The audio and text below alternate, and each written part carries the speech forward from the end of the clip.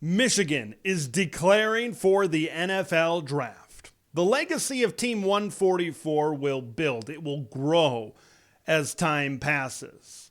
But the future in Ann Arbor is tremendously uncertain as we approach 2024. From LA to Piscataway, all Big Ten all year long. This is Big Ten 10. This is always what this season was going to be. This is no surprise. This was a national championship or bust situation for the Michigan Wolverines as they entered this season. They knew the foundation that was laid down the past two seasons, making it to the college football playoff, but not breaking through to the national championship, more or less winning the national title. You had everybody coming back. Jim Harbaugh turning down the National Football League for the second consecutive year. It was a last dance scenario. I said that in the offseason, even before Cheeseburger Gate, even before the sign stealing investigations as well surrounding this football team. And considering what happened with everybody trying to come back to accomplish that goal, you knew a mass exodus was going to happen. You knew that there were going to be a bunch of players leaving. You knew that there was going to be great turnover as Michigan rolled over into a new era starting in 2024 in the Big Ten Conference. So this happening, all of these impact players, most of the players that made a difference and were a big contributing factor to Michigan winning the national championship in 2023 and not returning in 2024 should absolutely be no surprise. It's the consequence of what Michigan has been able to build up in these past few seasons.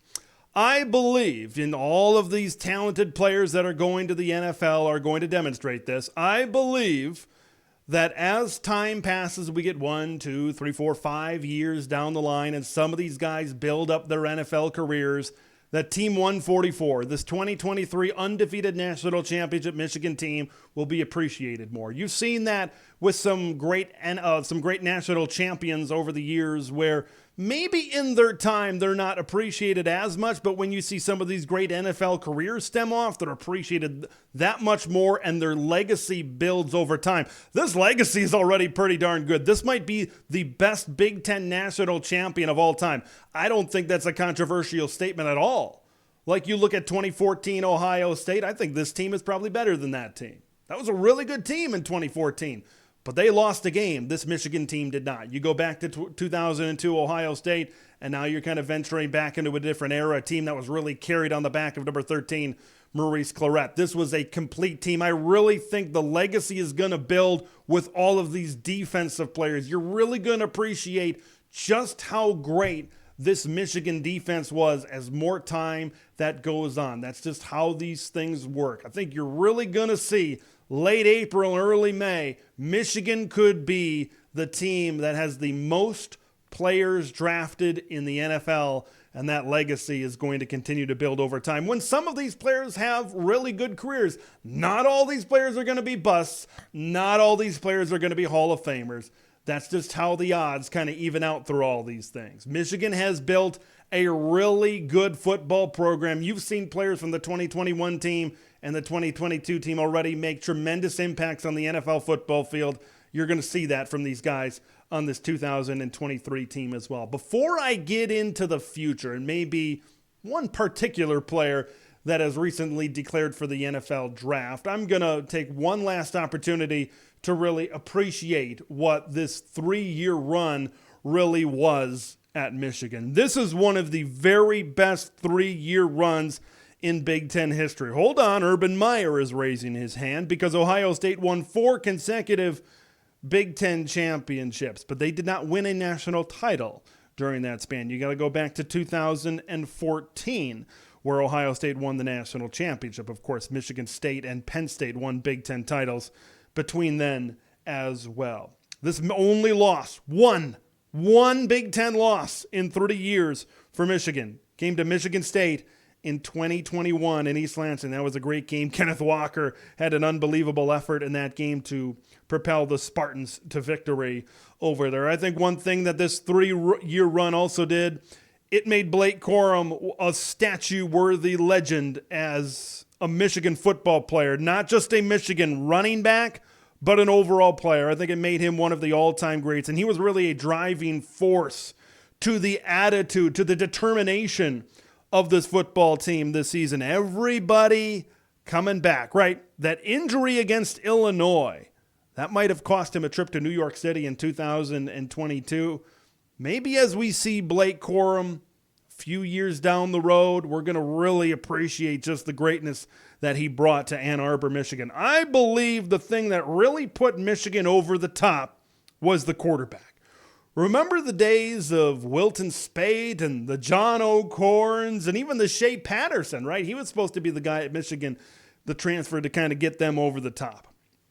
But they recruited a quarterback out of the state of Illinois by the name of J.J. McCarthy, and it was his talent at the quarterback position that really propelled them over the top. I know Cade McNamara was the starter in that 2021 season, but I think we all saw the writing on the wall, what was going to happen in 2022 with J.J. McCarthy being the starting quarterback, and I think it was his talent that eventually got them to winning a national championship in 2023. Now let's talk about that talent, and let's talk about J.J. McCarthy a little bit, because I believe that he could have benefited from one more year at the college level. We know about his ability with his legs to get outside the pocket, to create with his legs, not only in the run game, but throwing on the run as well. I thought he could develop more as a true pocket passer, because I think for someone like JJ, it's not going to be easy to outrun a lot of NFL defenders, a lot of NFL defensive linemen, edge rusher, linebackers, those kinds of things. I don't think he has that kind of speed, so I thought he needed to develop a little bit more as a true pocket passer. When JJ became a true pocket passer at times, he wasn't maybe the most accurate every single time. But during some times in games this season, we really saw the arm strength. We really saw some good wow NFL type of throws from J.J. McCarthy, I think, to really complete his utility, so to speak, his what he's got at the holster, so to speak. I really thought honing in on and perfecting that true pocket passing drop back ability could have benefited him. But you understand why he declared for the NFL draft. Because everybody's gone. Your entire offensive line is gone. You've got guys like Roman Wilson and Cornelius Johnson that are gone as well. Blake Corum, who you've kind of depended on and leaned on in the run game, is gone as well. And J.J. McCarthy did exactly what he set out to do, is to bring a national championship home to the University of Michigan. So you think he's going to move on to the pre-draft process, and he's going to really hone in on becoming a more accurate and a better true drop back passer. Oh, and I didn't even mention, I mentioned offensive line, weapons, running backs. I didn't mention the head coach, because I would be shocked. What's past shocked? I don't know. But whatever it is, I would be that if Jim Harbaugh returns to this team in 2024. Because as I mentioned at the beginning of the video, this was always going to be a last dance type of season for Michigan. But then you add on the suspension at the beginning of the season with the cheeseburger gate. And then you add on the sign stealing. You got to think the NCAA is going to be knocking on Michigan's door at some point. And then you've capped off your resume at the college level. Look what Jim Harbaugh was able to do at Stanford, making them in the late 2000s and early 2010s, making them into the West Coast's, one of the West Coast best teams at that point. And then coming back to your alma mater, getting them back to the top of the mountain and achieving their first national championship since 1997. It's the perfect cap to this era of Jim Harbaugh. It's the perfect cap to his college career. He has accomplished every single thing at the college level that he has set out to do. Now, he's going to try to put a cap on his NFL resume, something that he still hasn't been able to accomplish. He came so close, but his brother got in the way all those years ago in New Orleans. He's got to get that Lombardi trophy. He wants to hoist that Super Bowl trophy before his coaching career is all said and done. So now where does that leave us? You've got a bunch of impact players, a bunch of really good players declaring for the NFL draft. Massive turnover, which we all expected. But this is the consequence of being a great football team. This is what happens. This is what you get. Can Michigan reload, or is this going to be like a Washington rebuild situation?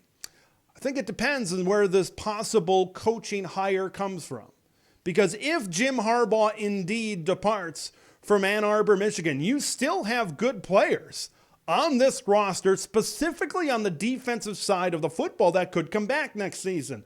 Mason Graham, Derek Moore, and Kenneth Grant on the defensive line. Yes, you lose Chris Jenkins, but this could still be one of college football's best defensive lines next season.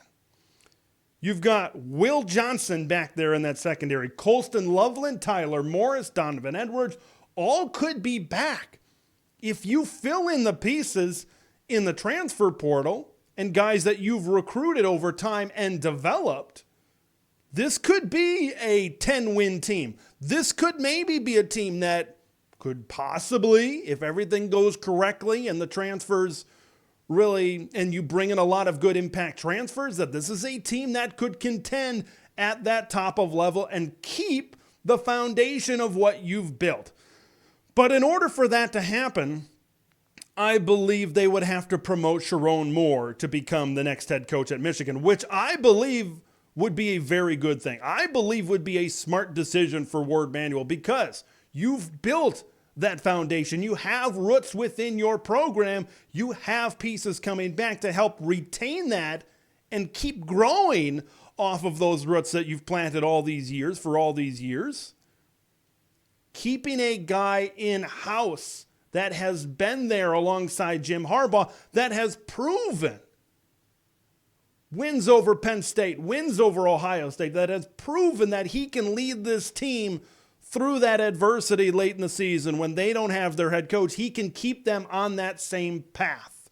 And he's also proven some good things as a play caller as well. If Michigan goes outside of the building, which you could understand if they do, maybe they could think the NCAA, because they're going to be knocking at some point, the NCAA might take it a little bit more easier on them if there's a completely new coaching staff in Ann Arbor. But if that does happen, if there is a new coaching staff within Ann Arbor, Michigan, those players that I mentioned, players coming back, there's a chance that they could be in the transfer portal. But that's how these things work. Ask Washington.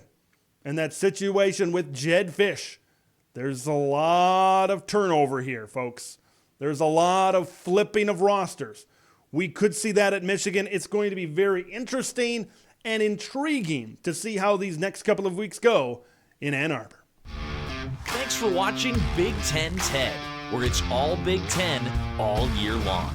Make sure to like the video to spread the word of Big Ten TED to the masses, and subscribe to the channel for updates on Big Ten content that drops every day.